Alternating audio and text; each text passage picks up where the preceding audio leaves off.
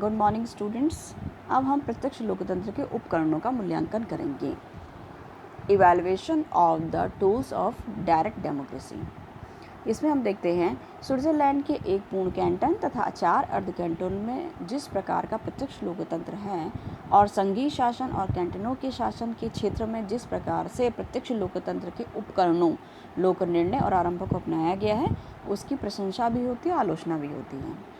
अन्य कैंटनों द्वारा या अन्य जगह ये पूरी तरीके से क्यों नहीं अपनाया गया, क्या कमियां थीं, क्यों अपनाया गया, क्या विशेषताएं थी, इन चीज़ों का मूल्यांकन हम करेंगे।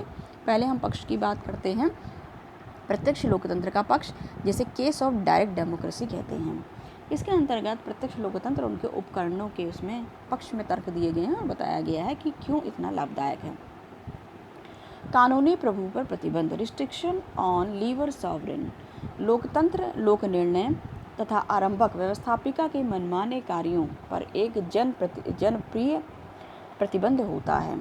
लोकतंत्र में व्यवस्थापिकाओं से आशा की जाती है कि वे कानून का निर्माण जनता की इच्छा से करेंगे, लेकिन हमेशा ऐसा नहीं होता है। इसलिए लोक निर्णय और आरंभक कानून निर्माण के संबंध में अपनी इच्छा से लागू करने के लिए जनता के हाथ में एक आवश्यक अस्त्र दे दिया है।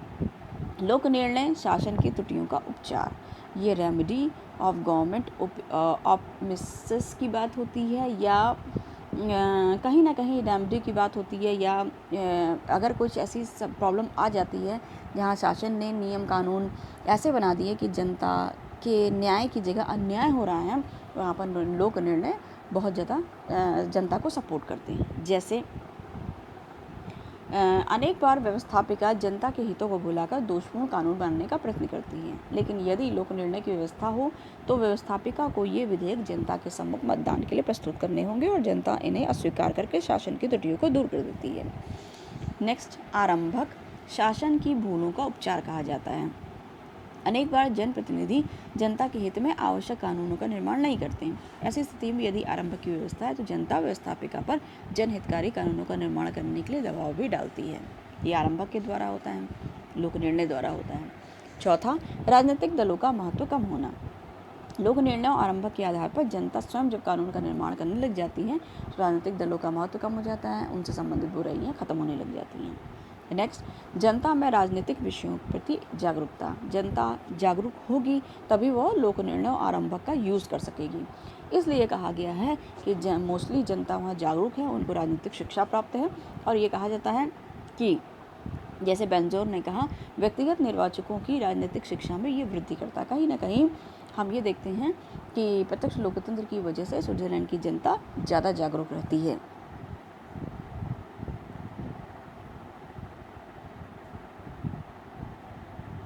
नेक्स्ट देखते हैं जनता और प्रतिनिधियों में संबंध स्थापित करना। अप्रत्यक्ष प्रजातंत्र में अनेक बार चुनाव के समय के अतिरिक्त जनता उनके प्रतिनिधियों में कोई संपर्क नहीं होता है। प्रतिनिधि सिर्फ ये समझते हैं कि हम अकेले शासन व्यवस्था में शासक हैं और व्यवस्था को संभालेंगे, लेकिन इसमें प्रतिनिधि भी ये जानते हैं कि हमारे गलत कानून निर्माण में या कुछ भी ऐसा त्रुटि या दोष होने पर जनता उसे नकार देगी। इसलिए यहाँ पर ये प्रतिनिधि जो होते हैं, जनप्रतिनिधि होते हैं, जनता के साथ अच्छा एक संबंध बनाए रहते हैं और कहीं ना कहीं ये जनता और लोकतंत्र के लिए फ़ायदेमंद रहता है। अब लोक निर्णय आरंभ की पद्धतियों इन सब दोषों को दूर कर देती है। ब्राइस ने कहा, प्रत्यक्ष प्रजातंत्र की पद्धतियाँ निर्वाचन के अतिरिक्त अन्य समयों में जनप्रतिनिधियों का जनता से संपर्क बनाए रखने में श्रेष्ठतम साधन है। सातवां, कानूनों को नैतिक शक्ति प्राप्त होना। Give moral force to the laws. Bryce ने कहा, लोगों की स्वीकृति के कारण कानून अधिक शक्ति और सम्मान प्राप्त कर लेता है और जनता इसका पालन करवाना अपना परम कर्तव्य समझती है। विधायक कर्तव्य के प्रति सजग, क्योंकि जनता अब हस्तक्षेप कर रही है हर चीज़ में, इसलिए विधायकों को सचेत रहना पड़ता है। तो पद्धतियों का सीधा प्रभाव यही होता है कि कर्तव्य के प्रति सजग रहें और अत्यधिक श्रेष्ठ से श्रेष्ठ कार्य का निर्माण करें या काम को करें। देशभक्ति की भावना में वृद्धि। लोक निर्णय आरंभक की शक्तियों के आधार पर ये जनता राजनीतिक शक्ति उसको प्रदान कर दी गई है, तो देशभक्ति और राष्ट्रवाद की भावना भी बढ़ती है और क्रांति की दिशा में भी ये लोग सोचते हैं।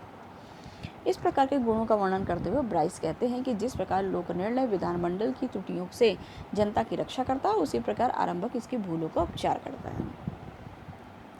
अब हम कुछ दोषों को देखेंगे। क्योंकि सैद्धांतिक रूप से प्रशंसनीय होते हुए भी प्रत्यक्ष व्यवस्थापन की ये शक्तियाँ या पद्धतियाँ व्यवहार में अनेक दृष्टिकोणों से थोड़ा सा प्रॉब्लमेटिक है या इनके कुछ दोष कहे जाते हैं। जैसे कि पहला, साधारण जनता कानून निर्माण का जटिल कार्य करने के योग्य नहीं। उन्होंने कहा कि जनता इतनी ज़्यादा योग्य नहीं होती है और अपने पर्सनल जो फ़ायदे होते हैं, फ़ायदे नुकसान को देखकर निर्णय करती हैं। जनता को इतना दूर की सोच या हमेशा देश के लिए सोचना, ये उस लायक, उस योग्य नहीं समझा जाता है। इसलिए विधेयकों को प्रारूप कर तैयार करना और ये सब करना, ये हर जनता का हर व्यक्ति नहीं समझ सकता है इसको। इसलिए कहा गया है कि वर्तमान समय में विधेयकों का प्रारूप तैयार करना, उन विधेयकों पर विचार करने का कार्य बहुत जटिल होता है। साधारण जनता इन कार्यों को करने की योग्य नहीं होती है और इस शक्ति का दुरुपयोग भी करती है। तो फाइनल ने लिखा भी है, बुद्धिहीन व शिक्षित लोगों ने प्रगतिशील कानूनों को प्राय नष्ट ही किया है। फिर नेक्स्ट हम देखते हैं व्यवस्थापिका, एक कमी और देखेंगे, व्यवस्थापिका के सम्मान में कमी। यदि ये माना गया है कि सभी यदि शक्तियाँ सभी तरीके से जनता को मिली जाएगी तो व्यवस्थापिका या अन्य पोर्शन जो विधायिका का काम करते, विधि का निर्माण काम करते हैं, उनका क्या सम्मान रह जाएगा जब हर चीज़ में हस्तक्षेप करने लग जाएंगे। और व्यवस्थापिका को अगर पूर्ण रूप से शक्ति प्रदान नहीं की गई तो उसके भी पद का क्या मतलब है। इसलिए इनके सम्मान में कमी देखी गई है। जब कानून निर्माण के संबंध में अंतिम शक्ति व्यवस्थापिका के हाथ में नहीं होती है तो व्यवस्थापिका के सम्मान में बहुत कमी आ जाती है। अधिक योग्य व्यक्ति व्यवस्थापिका की सदस्यता प्राप्त करने के फिर इच्छुक नहीं रह जाते हैं। ड्यूस ने भी कहा कि इन पद्धतियों को अपनाने पर व्यवस्थापिका एक परामर्शदात्री संस्था बनकर रह गई और इनका सम्मान घटा है। नेक्स्ट हम देखते हैं व्यवस्थापिका अनुत्तरदायी लापरवाही हो जाती है, क्योंकि जब एक कार्य का जिम्मेदारी जब एक व्यक्ति के पास होती है, एक संस्था के पास होती है, वो ज़्यादा जिम्मेदारीपूर्ण काम करती है। लेकिन यदि ये चीज़ सबको बांट दी जाए तो हर व्यक्ति अपनी जिम्मेदारी से थोड़ा लापरवाह हो जाता है। वही चीज़ व्यवस्थापिका में भी दिखाई देती है। यहाँ पर लोक निर्णय आरंभ के कारण जब कानून निर्माण के संबंध में अंतिम शक्ति जनता के हाथ में रहती है तो इससे विधानमंडल की उत्तरदायित्व की भावना बहुत ही निर्बल हो जाती है। नेक्स्ट है जनता की उदासीनता। जनता का बार बार मतदान कार्य में भाग लेना उनमें एक निर्वाचकीय थकावट पैदा कर देगा।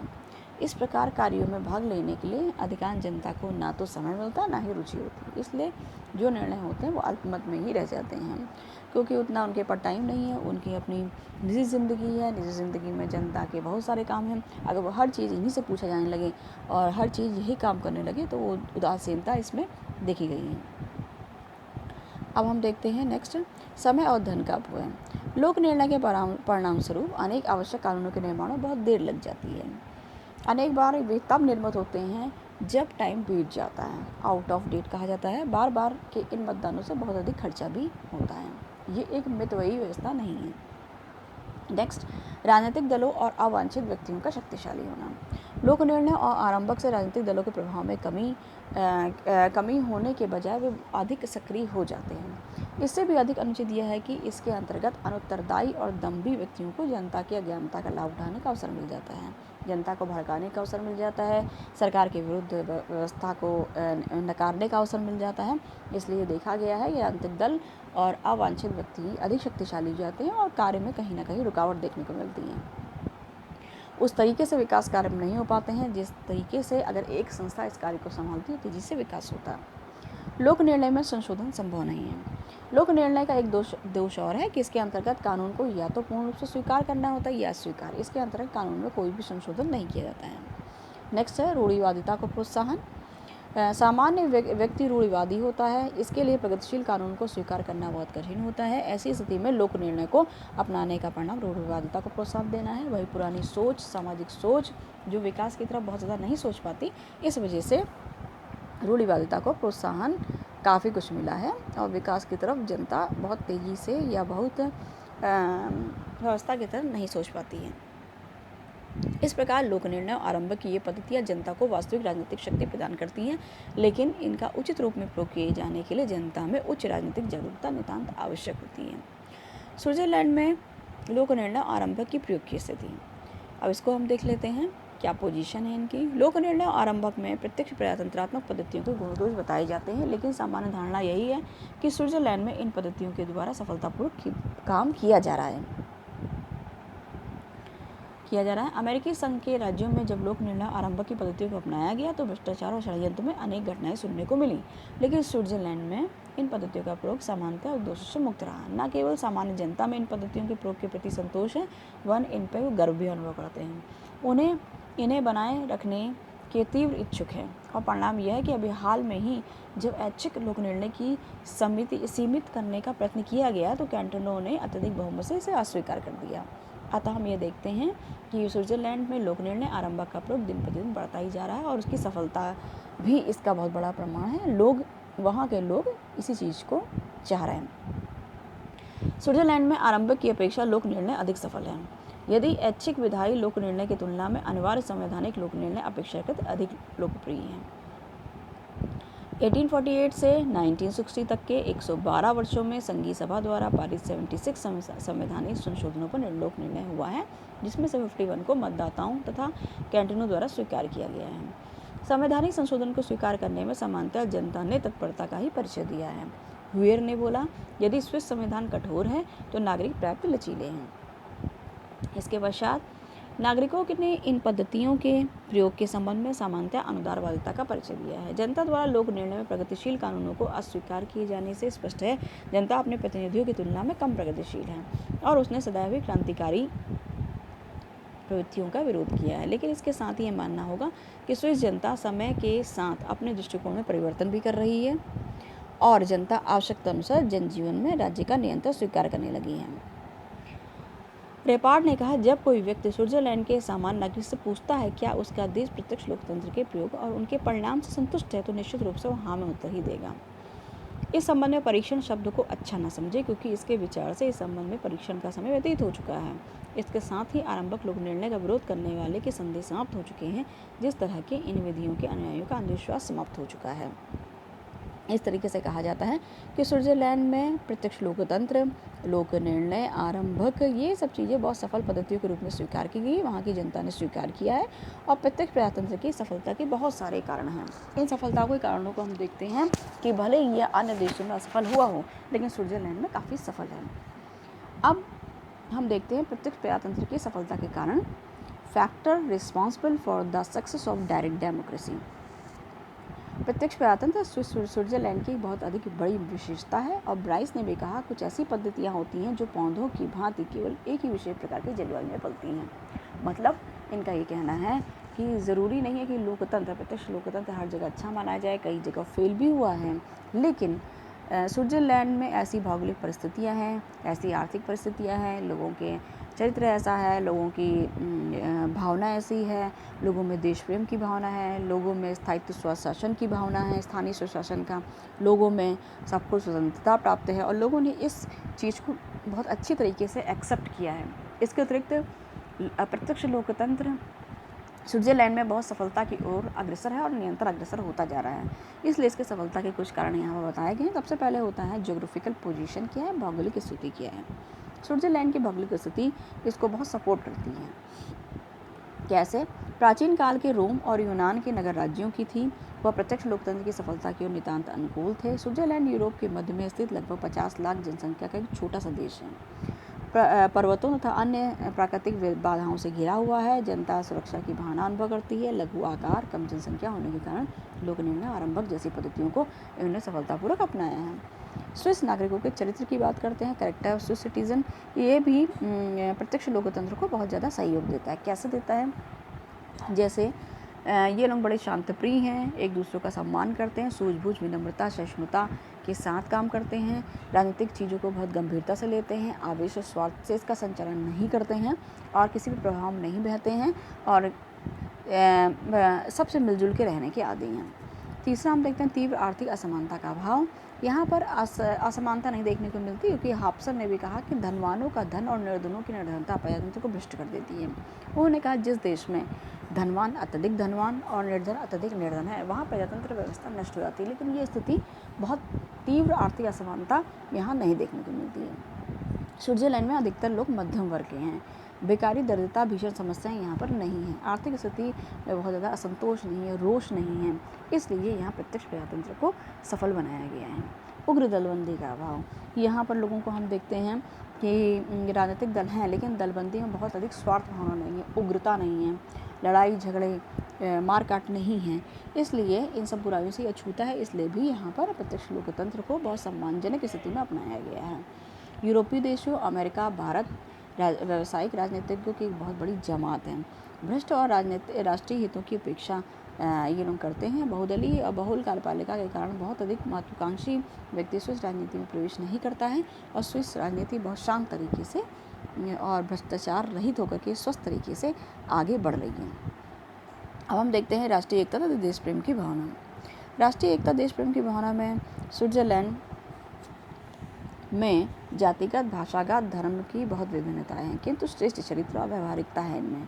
सामंजस्य बनाने की इनमें क्षमता है, करप्शन नहीं है। राष्ट्रीय एकता की भावना बहुत अधिक प्रबल है। राष्ट्र के हितों को ये लोग पहले सोचते हैं, अपने हित से पहले, इसलिए भी यहाँ पर प्रत्यक्ष लोकतंत्र को अच्छी तरीके से अपनाया गया है। स्थानीय स्वशासन की श्रेष्ठ व्यवस्था।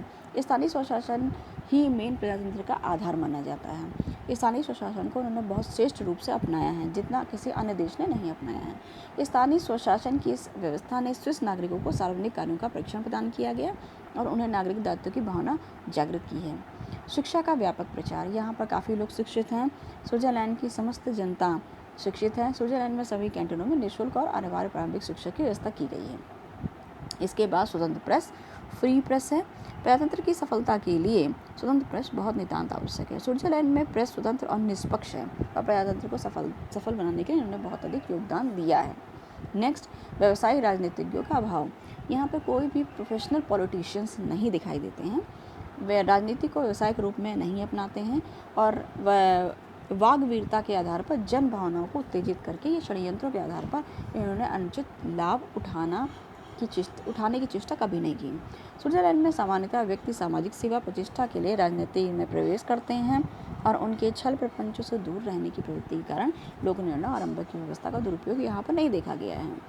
10वां, अंतर्राष्ट्रीय क्षेत्र में स्थायी तटस्थता। स्विट्जरलैंड में प्रजातंत्र की सफलता का एक अन्य कारण अंतर्राष्ट्रीय राजनीति में स्विट्जरलैंड की स्थायी और सर्वस्वीकृत तटस्थता है। स्विट्जरलैंड 20वीं सदी से उन दो संकटों से मुक्त रहा है जिनका सामना यूरोप के अन्य प्रजातंत्रीय राज्यों को करना पड़ा है। स्विट्जरलैंड की स्थायी तटस्थता के कारण ही बड़े पड़ोसी देश स्विस राजनीति में हस्तक्षेप करने से प्रेरित नहीं होते हैं और तटस्थता के कारण ही स्विट्जरलैंड अपने समस्त साधनों का प्रयोग आंतरिक राजनीति, आर्थिक और सामाजिक स्थिति सुधारने में कर रहा है। नेक्स्ट, जन प्रभुता को बनाए रखने की तीव्र आकांक्षा। तो यहाँ पर जनता को ही सर्वप्रमुख माना गया और इसकी व्यवस्था को बनाए रखने के लिए भी सब लोग यही स्वीकृत करते हैं। स्विट्जरलैंड में आज भी जन भावनाएं, लोक निर्णय, आरंभ की व्यवस्था बनी हुई है। इसका मुख्य कारण है कि जनता उन्हें बनाए रखने की तीव्र आकांक्षा रखती है। स्विस नागरिक सार्वजनिक जीवन में सक्रिय भाग लेते हैं और अपने प्रतिनिधियों पर नियंत्रण रखते हैं और व्यवस्थापिका की त्रुटियों तथा भूलों को सुधारते हैं। वे लोकतंत्र के ऐसे सजग प्रहरी हैं जिन्होंने ना तो प्रत्यक्ष लोकतंत्र के साधनों का दुरुपयोग किया और ना ही आवश्यक होने पर इनका प्रयोग करने से वे चूके हैं। स्विट्जरलैंड में कोई व्यक्ति, वर्ग, दल प्रत्यक्ष लोकतंत्र के इन साधनों को समाप्त करने की बात नहीं सोचता है।